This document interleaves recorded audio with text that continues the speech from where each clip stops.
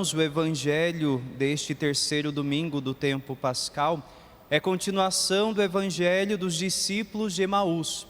Depois que eles reconheceram que era o Senhor que havia feito aquela caminhada junto com eles, que era Jesus que estava junto deles naquela casa e que havia partido o pão, eles voltam então para junto dos 11 discípulos e lá eles vão contar aquilo que eles haviam visto, aquilo que havia acontecido com eles no caminho de Emaús. Ao olharmos já para o final do evangelho de hoje, depois que Jesus abre a mente dos seus discípulos para que eles compreendessem as Escrituras, sobretudo nas partes onde falava do seu sofrimento, Jesus então vai dizer a eles: vós sereis testemunhas de tudo isso. Os discípulos que estavam trancados naquela casa por medo dos judeus são chamados a anunciar, a partir daquele momento, a ressurreição de Jesus e todos os seus efeitos, tudo que vem de bônus com a ressurreição de nosso Senhor. Queridos irmãos, ao olharmos para a realidade dos apóstolos, nós podemos imaginar o medo daqueles discípulos.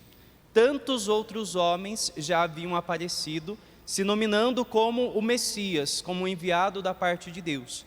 E esses homens, assim como Jesus, também foram mortos, e aqueles que o seguiam, certamente também foram castigados.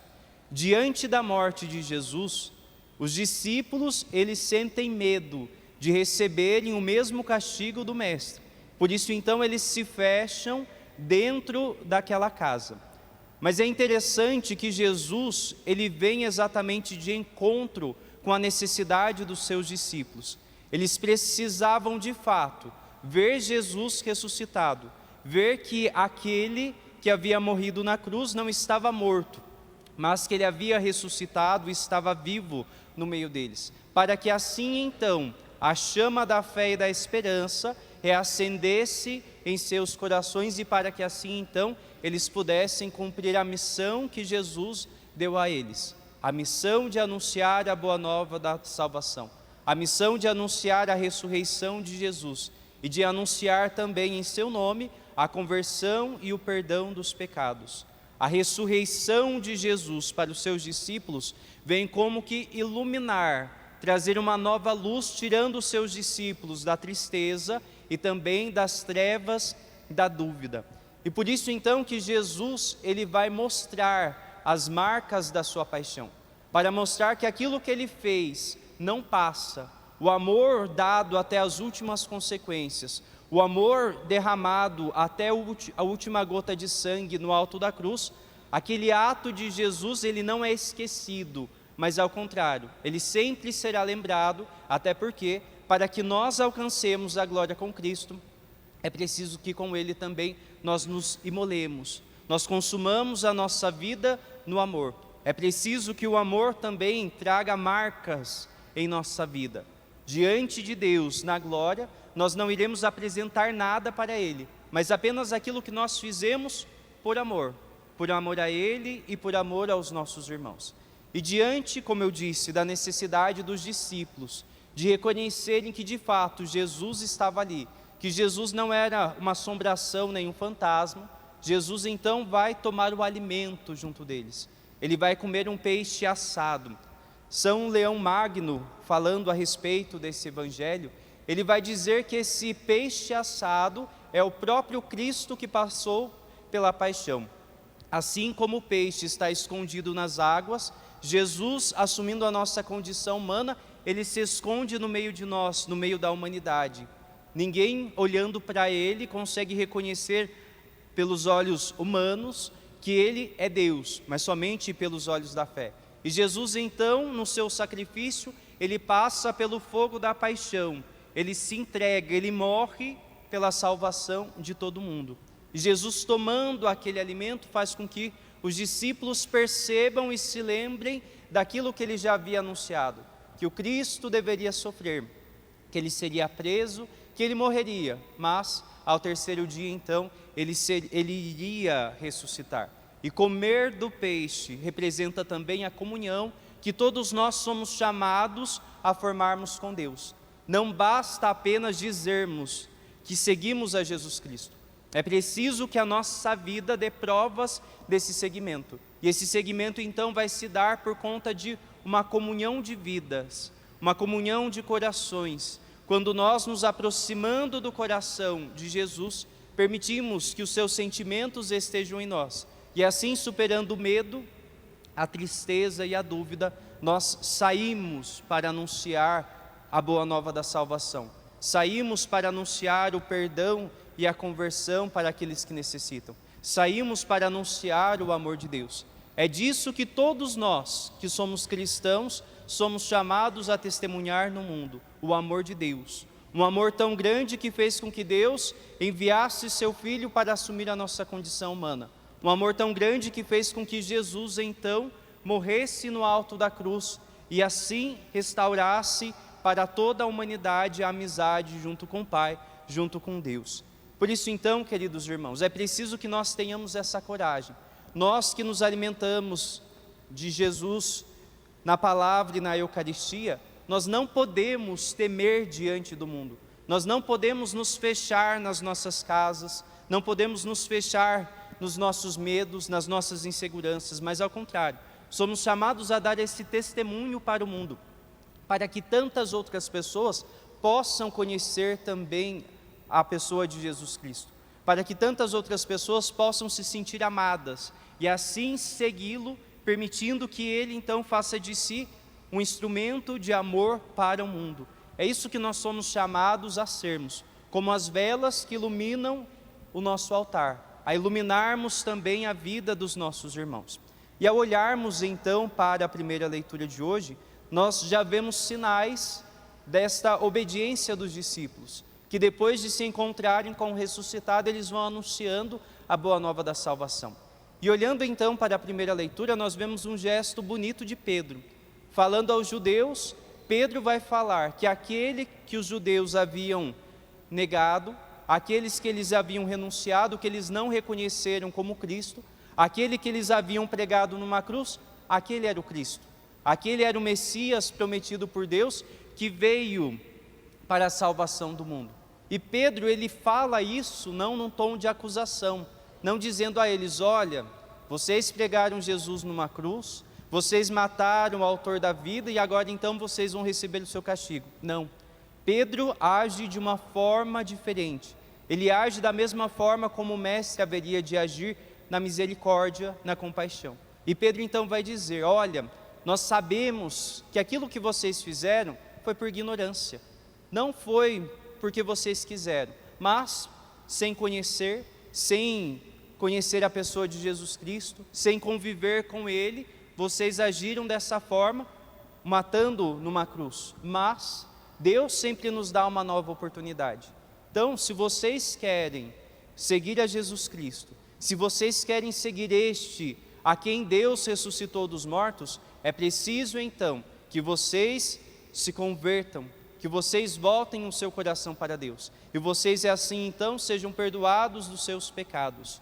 Queridos irmãos, a ressurreição de Cristo traz para nós o perdão dos nossos pecados, traz para nós a reconciliação com Deus.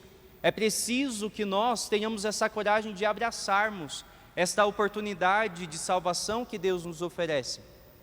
É preciso que nós tenhamos a coragem de seguirmos Jesus verdadeiramente e de permitirmos que o perdão de Deus toque a nossa vida, de permitirmos que o amor de Deus toque a nossa realidade. E para que assim então nós vivamos conforme a vontade de Deus, vivamos segundo o seu amor. Nós somos chamados a nos aproximarmos sempre da grande graça que é o perdão de Deus. Mas isso também depende de cada um de nós. Depende de que nós nos arrependamos dos nossos pecados, que humildemente nos aproximemos do Senhor. É interessante que a igreja, como mãe e mestra, ela nos dá, dentre os 7 sacramentos, o sacramento da reconciliação. Mas infelizmente muitas pessoas não buscam esse sacramento. Muitas pessoas dizem: eu não vou me confessar porque o padre é um homem igual a mim. Então é tão pecador quanto. De fato, nós padres também temos os nossos pecados. Mas assim como todo o povo, também estamos buscando o caminho da nossa santificação. E nós, padres, nós nos confessamos também com outro padre. Não existe autoconfissão. Tem gente que diz que faz isso. Eu estou lá em casa, eu me confesso com Deus, e Deus perdoa os meus pecados. Mas o gesto de irmos até o padre, de nos aproximarmos desse sacramento, é um gesto de humildade da nossa parte, onde nós descemos da nossa arrogância, onde nós descemos de nós mesmos, e diante do padre então a gente fala das nossas misérias. Olha, padre, esses são os meus pecados. Humanamente falando, ninguém gosta de falar das suas misérias. Muito mais fácil nós falarmos daquilo que nós temos de bom, daquilo que é qualidade na nossa vida. Mas falar dos nossos defeitos é algo que não é bom humanamente falando, mas é bom no âmbito da nossa fé. Faz com que nós enxerguemos quem nós somos de fato, faz com que nós olhemos para dentro e tenhamos uma real visão de quem nós somos, e de que nós então, enxergando a nossa miséria, precisamos da misericórdia de Deus. Deus sempre está disposto a nos perdoar. Muitas vezes somos nós que não nos aproximamos da fonte do perdão, somos nós que não buscamos a nossa reconciliação com Deus. Muitas vezes nós que nos achamos grande a ponto de não preciso do perdão de Deus, não preciso ser perdoado, eu sigo minha vida assim. Mas nós bem sabemos que quando pesa a consciência, quando pesa nas nossas costas os nossos pecados, é preciso que nós busquemos o perdão de Deus. A misericórdia de Deus alivia a nossa caminhada. Se Deus nos dá o dom do perdão pelo sacramento da reconciliação, por que nós vamos negá-lo? Porque nós vamos renunciar a essa graça de Deus? Porque nós vamos nos afastar dele? Então é importante que nós busquemos esse sacramento. É importante que nós nos reconciliemos com Deus para que de fato nós vivamos no amor. Queridos irmãos, viver no amor de Deus não é algo tão fácil. O amor sempre vai exigir de nós saída de nós mesmos em vista de algo maior, sair de nós para que nós vivamos aquilo que é vontade de Deus, sair de nós para que a nossa vontade esteja de lado. E o amor, ele vai nos moldando, o amor vai nos fazendo melhores, o amor vai fazendo com que nós deixemos de ser egoísta, deixemos de ser pessoas centradas em si mesmo, mas que nós consigamos olhar para fora. Diante do pedido de Jesus aos seus discípulos, eles poderiam simplesmente pensar: não, para que eu vou anunciar? Para que eu vou colocar a minha vida em risco para anunciar a ressurreição de Cristo, sendo que nós podemos ser perseguidos, sendo que nós podemos ter a mesma morte do que eles? E nós vemos que os discípulos, os apóstolos, depois da ressurreição, eles têm essa força do amor de Deus, que faz com que eles anunciem para as pessoas. Apesar dos riscos que eles correm, anunciando a ressurreição de Cristo, eles não se importam mais com isso. Eles não se importam mais com medo, mas eles querem que tantas outras pessoas façam a experiência desse mesmo amor, desse amor que nos dá vida, desse amor que nos levanta. E é esta experiência que nós fazemos com a ressurreição de Cristo. A ressurreição de Cristo nos dá vida já aqui na terra. Já no hoje da nossa história, nós podemos experimentar o céu. Já no hoje da nossa história, a gente já pode experimentar a eternidade. Mas é preciso então que nós vivamos como ressuscitados. Nós busquemos nos reconciliar com Deus. Não permitamos que o pecado em nossa vida nos faça experimentar a morte. Mas busquemos a cada dia então a conversão do nosso coração. Por isso então, queridos irmãos, ao celebrarmos hoje esta Eucaristia, que todos nós, olhando para dentro do nosso coração, possamos reconhecer também as nossas misérias, os nossos pecados, e diante do dom do perdão que Deus manifesta a todos nós, busquemos também nos reconciliar com Ele. Nos aproximemos do seu coração misericordioso.